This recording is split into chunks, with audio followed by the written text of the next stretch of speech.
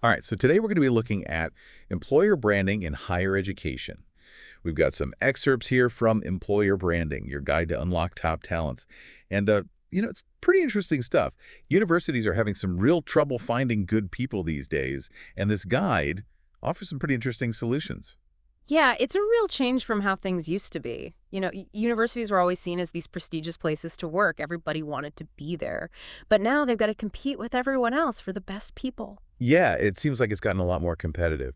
So what is the big deal about employer branding anyway? Why should universities care about it? Well, think of it like this. Employer branding is basically your reputation as an employer and it's how you get that message across to people who might want to work for you. This guide actually says that 86% of people looking for jobs, they check out company reviews before they even apply. And get this, companies with strong brands get like 50% more qualified applicants. So if you're not really working on your employer brand, you're already falling behind. Wow, yeah, those numbers are pretty convincing. So it's not just about getting people from outside academia anymore, right? Exactly. The guide even says that 71% of university staff who leave, they actually go to other universities. So it's like this competition within higher ed is really heating up. You're not just trying to get new people, you're trying to keep the good ones you have from going to the competition.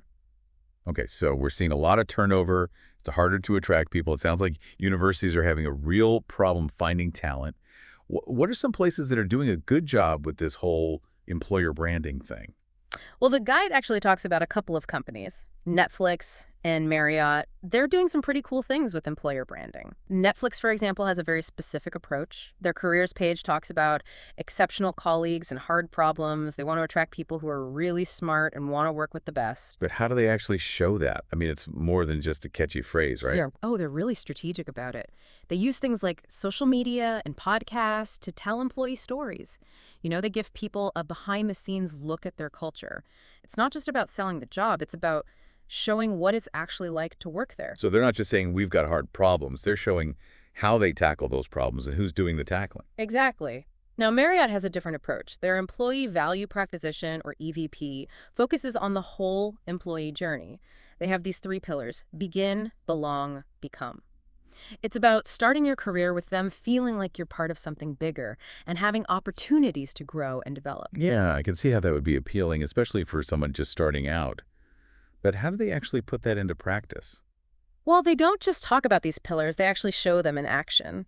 They focus on things like employee well-being, diversity, inclusion, and career development. They use storytelling and different ways to communicate to really bring these values to life. Okay, so we've seen how companies like Netflix and Marriott are doing employer branding. But those are big companies. How does all this apply to higher education? Well, that's where things get really interesting. The guide talks about 6 key strategies for building a strong employer brand, and these can actually be used by universities too. I think you'll find these pretty insightful. All right, let's hear about those strategies then. Okay, so the first strategy is all about figuring out your brand identity. It's about really understanding what makes your university unique. What's your mission? What are your values? What kind of culture are you building? So it's like finding your unique selling proposition as an employer. Exactly. And once you've got that figured out, you need to communicate it clearly. The guide actually uses the University of Canberra as an example. They really highlight their commitment to diversity and inclusion right on their careers page. It's like a clear message about the kind of place they are. So they're not just saying we value diversity. They're making it a big part of their employer brand. Right. Now, the next strategy is all about developing a strong employee value proposition, or EVP. This is where you explain what's in it for the employees you know. Why should they choose to work for you? So it's more than just salary and benefits, right? Yeah. Universities can offer a lot of unique things. Absolutely. It's about the whole package. Things like opportunities for groundbreaking research, the chance to work with really smart people, the sabbatical system, the sense of community, all those things. These are things that universities can use to their advantage. Yeah. It's about highlighting those perks that you wouldn't find at a regular company. Exactly. And it's also important to think about who you're trying to attract. What appeals to a senior professor might be different from what a new PhD graduate is looking for. You got to speak their language. That makes sense. So what's the next strategy? The third strategy is doing an employer brand audit. This is where you get feedback from your current and past employees about what it's like to work there. Oh, so it's kind of like checking your online reviews, but for your workplace. Exactly. The guide says that the best employer brands, they actually keep an eye on what people are saying on sites like Glassdoor. They don't ignore criticism, they use it to get better. That takes guts, but it shows that they're serious about improving. Yeah. Okay, so what about communication? How do universities get the word out about their employer brand? That's the fourth strategy. Making a plan to communicate on multiple channels. You got to reach potential candidates where they are. LinkedIn career fairs, job boards for specific fields. You can't just rely on your website. So you got to be proactive and go to where the talent is. Exactly. The guide talks about Princeton University as a good example. They use videos of real employees talking about their experiences. It gives potential candidates a real look at what it's like to work there. It's a way to show what makes Princeton special, not just talk about it. Right. Now, the fifth strategy is about diversity and inclusion. This is more than just a trend. It's a really important part of a strong employer brand.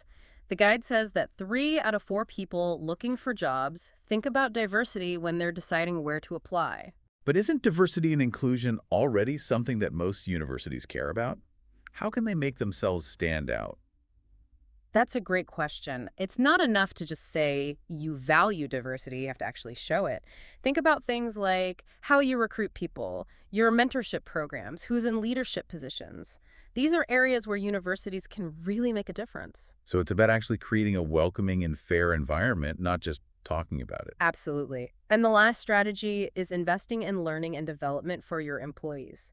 This is really important for attracting and keeping good people. Especially in academia, right? People are always looking to learn and grow. Exactly. And the guide actually points out something kind of shocking. Only 4 out of 10 higher ed staff feel like they have enough opportunities to learn. That's a big reason why people leave for other jobs. So it's not just about offering workshops, it's about creating a culture where people can always keep learning.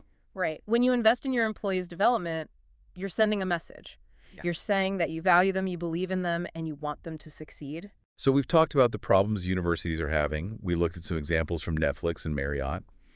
And we went through these 6 key strategies for building a strong employer brand. What I think is really important to remember is that any university can use these strategies. It doesn't matter how big you are or how famous your name is. It's about being smart and deliberate about how you present yourself to potential employees. That's a good point. Yeah. Every university has something special to offer. It's just about figuring out what that is and making sure people know about it. You know what's really helpful with all this? There are actually places that can help universities with their employer branding. Oh, really? What kind of places? Well, like academicjobs.com, for example. They don't just list jobs from universities, they actually work with universities and colleges to help them promote their employer brand and stand out. So they're like a marketing consultant, but just for higher education. Yeah, that's a good way to put it. They can help you figure out how to get your message across to the right people. Whether you need faculty staff or recent grads, they can help you tell a story that'll resonate with them. That sounds pretty useful, especially for universities that might not have their own marketing people for this. Absolutely. And the main thing to remember is that building a strong employer brand takes time. It's about constantly showing people why your institution is a great place to work and why they should choose you over everyone else. So it's not just about checking things off a list. It's about actually creating a culture that values its employees. Exactly. And with the right approach and the right promotion, help universities can attract and keep the talented people they need to succeed. Well, that's it for our deep dive into employer branding in higher education. Hopefully this has given you some things to think about, and maybe even some ideas for how to build a stronger employer brand for your own institution